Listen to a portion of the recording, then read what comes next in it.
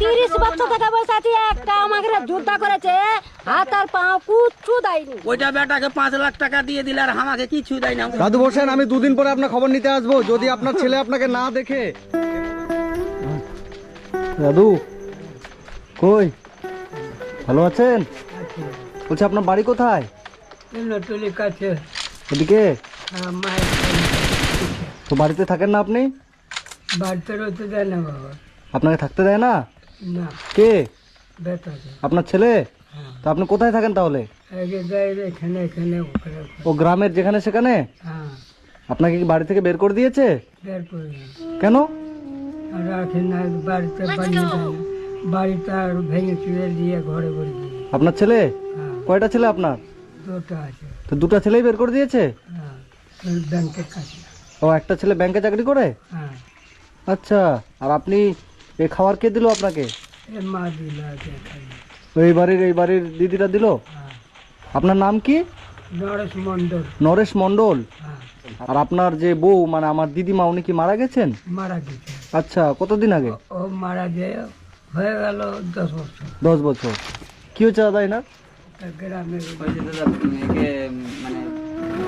বাড়িতে ওর ছেলে থাকতে দেয় না। বাড়ি থেকে ছেলে বের করে দিয়েছে বলছে। চেনেন এনাকে? হ্যাঁ, এনার ছেলেরা বের করে দিয়েছে। এনে কি এখানে ঘুরে বেড়া যেখানে সেখানে? ও, তো ঠিক আছে দাদু, আপনি খেয়ে নেন। হ্যাঁ, তারপর আমি দেখছি কি করা যায়। তারপর আপনার ছেলের কাছে আপনাকে নিয়ে যাবো আমি। হ্যাঁ, এটা নাও তো ভাই, এই দাদুকে ধরো। দাদু লাঠিটা নেন। এর নামে যে বেকার ভাতা আছে না, হ্যাঁ ওই টাকাটা যখন ঢুকে না তখন একে ধরে নিয়ে অ্যাকাউন্টে ব্যাংকে যে টাকাটা তুলে যায়, হ্যাঁ। আর তোলার পরে ফের একে ভাগিয়ে দেয় বলছে। আচ্ছা, মানে অ্যাকাউন্টে টাকাটা তুলে নিয়ে আবার বাড়ি থেকে বের করে দেয়।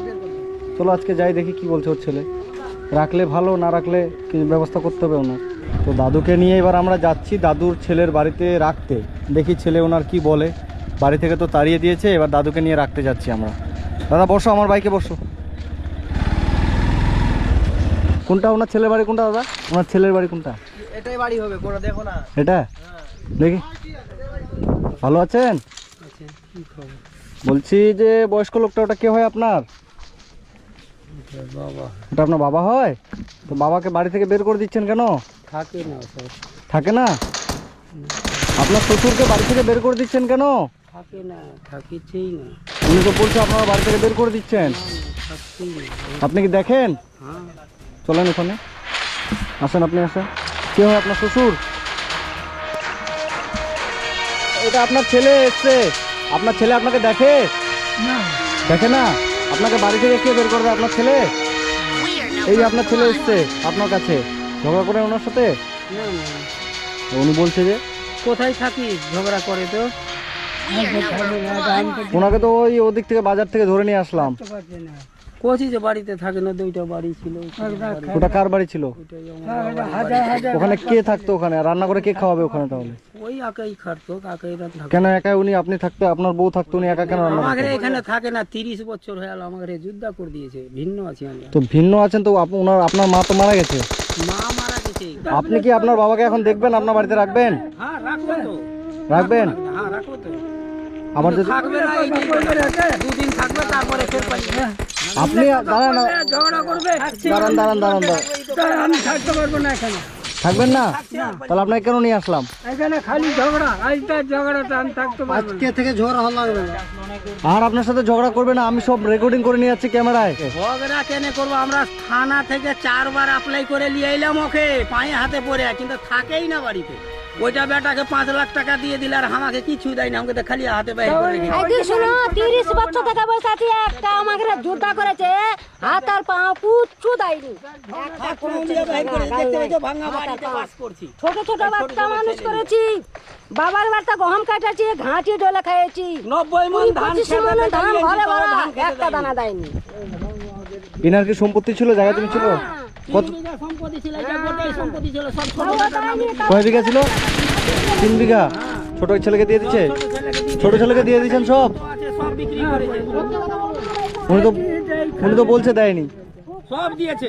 এখন ওকে কোয়া না যে কত টাকা দিয়েছে, কত বই। তো ওই ছেলেও তো দেখবে না, ওর ছেলেও তো বাড়ি থেকে বের করে দিয়েছে, আপনারাও বের করে দিচ্ছেন, তো যাবে কোথায় তাহলে?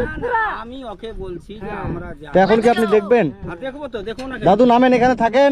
আমি আপনার কাছে রিকোয়েস্ট করছি, আপনার বাবা জোয়ান বয়সে যা করেছে করেছে। 2-3 বিঘা জমি ছিল, একটা ছেলেকে দিয়ে দিয়েছে। ছেলের ভালো অবস্থা হয়ে গেছে। উপরওয়ালা আপনাকে ওই ছেলের থেকে ভালো রাখবে, আমি আপনাকে বলছি, ঠিক আছে? যেহেতু উনি সব সম্পত্তি ওই ছেলেকে দিয়ে দিয়েছে, ওই ছেলেও কিন্তু বাবাকে বাড়ি থেকে বের করে দিয়েছে। তো আপনারা যারা যারা ভিডিওটা দেখছেন, এই দাদুর 3 বিঘে জমি ছিল। তো 3 বিঘে জমি থাকায় দাদুর 2টো ছেলে, তার মধ্যে দাদু 3 বিঘে জমি পুরোই ছোট ছেলেকে দিয়ে দিয়েছে। ছোট ছেলের এখন ভালো অবস্থা হয়ে গেছে, পাকার বাড়ি করেছে। তো ছোট ছেলেও কিন্তু বাবাকে বাড়ি থেকে বের করে দিয়েছে, বড় ছেলেও বের করে দিয়েছে। বাবা কিন্তু রাস্তায় রাস্তায় কয়েক বছর থেকে এই বৃদ্ধ মানুষটা ঘুরে বেড়াচ্ছে, কান্না করে বেড়াচ্ছে। তো এবার ব্যাপার হলো যেটা, ছোট ছেলে ভালো অবস্থা হয়ে গেছে, তো এবার আমরা নিয়ে আসলাম বড় ছেলের কাছে। বড় ছেলের কিন্তু দায়িত্ব বেশি, জানেন তো? দায়িত্ব রাখবো বলছি, আমি পাও ধরে ওর পাও ধরছি, তো বলছি যে আমি ওকে সেবা করব। আমার কথা শুনুন, কিন্তু ও আমার কথা রকম আমার বাড়িতেই ওকে থাকবে। আমার কথা শুনুন। তো এবার আমি ওনার বাবাকে বড় ছেলের কাছে আমি রেখে যাচ্ছি, এবং উপরওয়ালা আমার যেটা মনে হয়, আমি বিশ্বাস করি, বাবা যাকে সম্পত্তি দিয়ে দেয় সেই খারাপ থাকে, যাকে বাবা সম্পত্তি দেয় না সেই কিন্তু সব থেকে ভালো থাকে, বুঝছেন? এটা কিন্তু উপরওয়ালার আশীর্বাদ বলেন, দোয়া বলেন, যা বলবেন। বিলকুল ঠিক। তো এই যে আপনার বাবাকে আপনার কাছে রেখে যাচ্ছি, আমি আপনার ছেলের মতো, ঠিক আছে? বাবাকে দয়া করে দেখেন, বাবাকে দেখা মানে এর থেকে পুণ্যের কাজ আর কিছু হয় না। কিচ্ছু নাই, বুঝতে পারছেন? বাবাকে নামান। দাদু বসেন, আমি 2 দিন পরে আপনার খবর নিতে আসবো। যদি আপনার ছেলে আপনাকে না দেখে, বিলকুল অত্যাচার কেন করবো? বাবা আছে, কই যে বাবা তো বললাম তো আপনার বাবা এখন বেঁচে আছে, আপনি এখন বুঝতে পারছেন না। যখন থাকবে না তখন কিন্তু পুরো দুনিয়া খুঁজে বেড়ালো, বাবাকে পাবেন না। পাওয়া যাবে না। পাবেন কি বলেন? আপনারও বয়স হয়েছে, কয়েকদিন পরে আপনিও বৃদ্ধ হবেন, তখন আপনার ছেলে মেয়ে যদি আপনাকে বাড়ি থেকে তাড়িয়ে দেয় তখন কি করবেন? বলুন বাবা, আপনি বলুন।